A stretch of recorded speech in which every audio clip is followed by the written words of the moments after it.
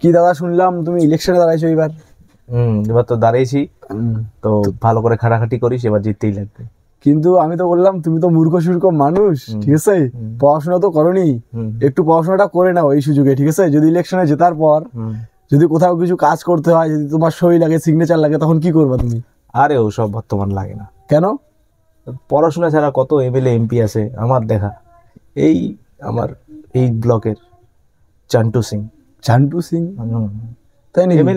MLA তাহলে BA pass? তো কে বলছে বিএ পাস? 3 ক্লাসে পাস করেনি।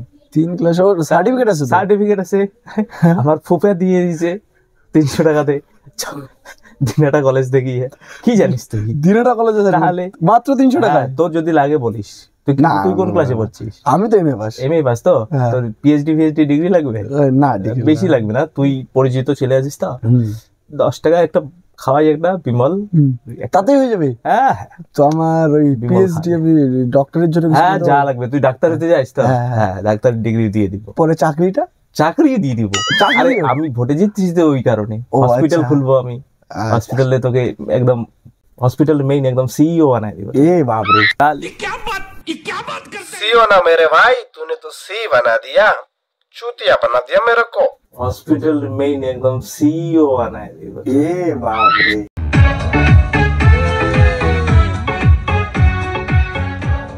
তো ভাই লোক, এটা হচ্ছে 6 মাস আগের ভিডিও।